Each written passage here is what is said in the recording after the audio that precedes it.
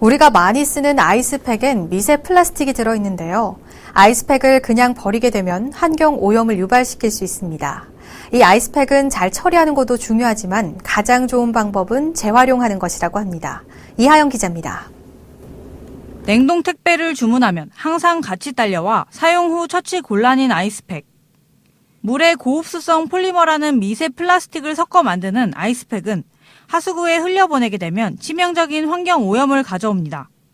또 해양 생물의 몸에 들어가게 되면 먹이 사슬에 의해 인간이 다시 흡수할 수 있는 가능성도 배제할 수 없습니다.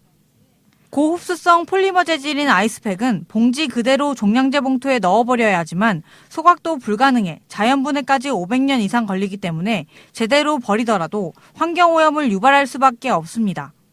따라서 아이스팩은 재사용하는 것이 가장 좋은 방법입니다. 미추홀구는 지난해 12월부터 재사용이 가능한 아이스팩을 수거해 전통시장 상인들에게 시범사업으로 전달하고 있습니다. 9개월간 한 아파트 단지에서만 5만여 개의 아이스팩이 수거됐고 이는 생활쓰레기 26톤의 감소 효과로 이어졌습니다.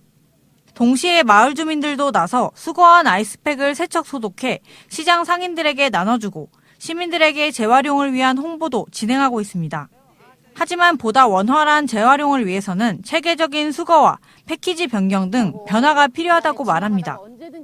저희는 바람이 있다면 아이스팩이 상표가 아예 없는 흰 걸로 통일이 돼서 나온다면 저희가 시장이나 골목골목 상인한테 순환될 수 있도록 하는데 더 앞장설 수 있다고 생각합니다.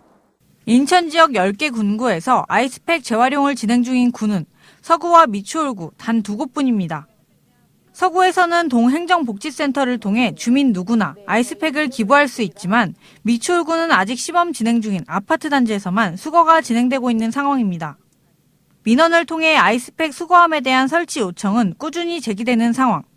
전문가들은 자원순환 대전환을 예고한 인천시가 재활용을 통한 생활쓰레기 절감 방안을 검토해야 한다고 지적하고 있습니다.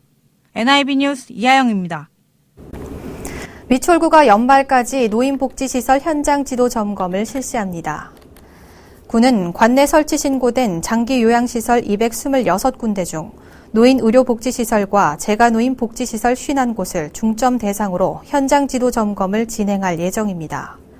주요 점검 사항은 장기 요양시설 부실 서비스와 종사자 근로실태 재무회계 관리 등 운영 사항 전반과 코로나19 감염증 예방수칙 준수를 포함한 시설 안전 사항 등입니다. 구는 점검을 통해 경미한 사항은 주의와 현장 시정 조치하고 위법한 사항은 관련 법에 따라 행정 조치할 계획입니다. 미추홀구가 21일까지 이틀간 구청 중회의실에서 키오스크를 활용한 비대면 구인구직 만남의 날을 진행했습니다. 구는 코로나19 확산 방지를 위해 비대면 면접을 진행했는데 사전 예약제를 통해 8개 업체와 100여 명의 구직자를 연결해 안전하게 면접을 볼 수 있도록 지원했습니다. 특히 면접은 사전에 키오스크에 녹음된 질문을 구직자가 답변하는 영상을 녹화해 채용 담당자에게 전송하는 비대면 방식으로 진행됐습니다. 구직자는 답변 영상을 미리 녹화해 긴장감을 덜어낼 수 있고 채용 담당자는 행사장 방문 없이 영상을 여러 차례 확인할 수 있어 지원자의 심층 분석이 가능해졌다는 평가를 받고 있습니다.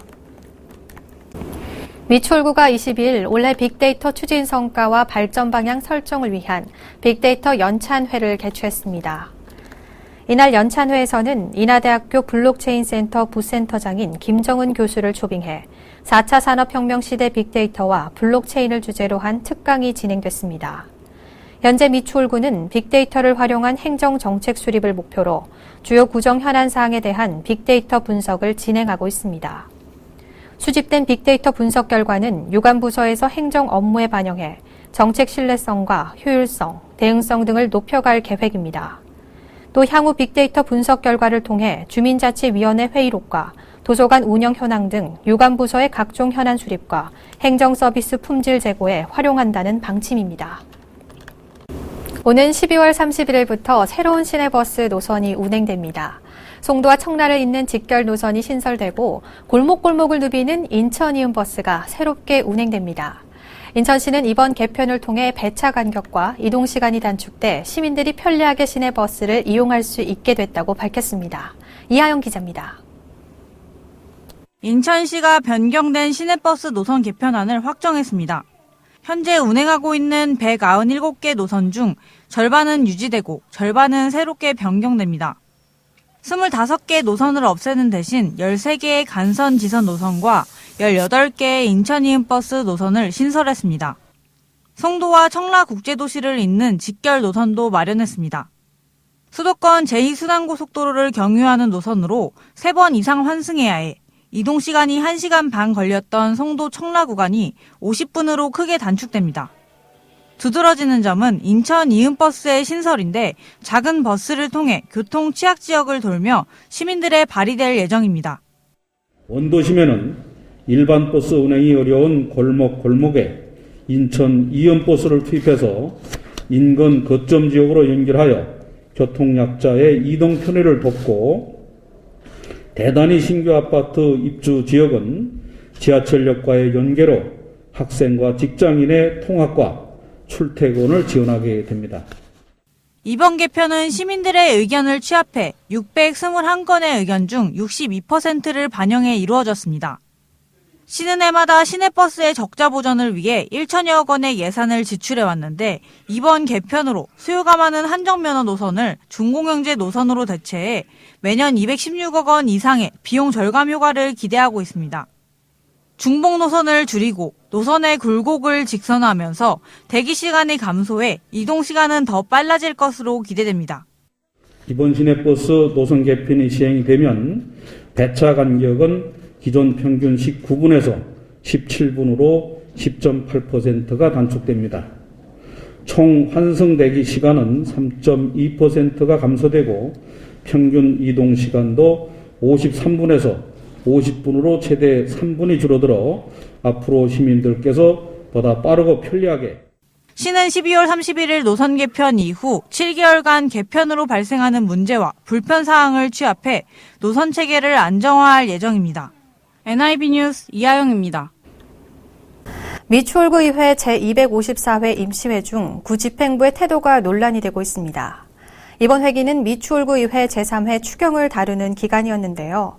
집행부의 업무 보고 자료와 보고 내용이 다르거나 긴급하지 않은 예산을 수정 예산안에 올리는 등 업무 효율성이 낮다는 지적이 일고 있습니다.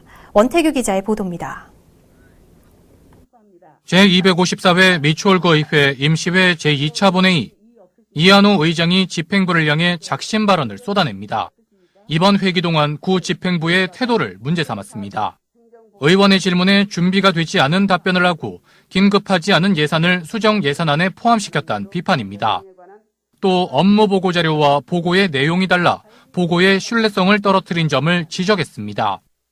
준비 안 된 답변이 적지 않았던 점, 또한 부서 간의 협업 체계가 제대로 작동되지 않아 긴급하지 않은 사업을 수정 예산안에 포함시키는 등 효율적인 예산 편성이 이루어지지 않았던 점. 이 같은 지적은 본회의 시작부터 제기됐는데 이번 회기 동안 집행부의 업무 처리 방식엔 문제가 있다는 비판이 나왔습니다.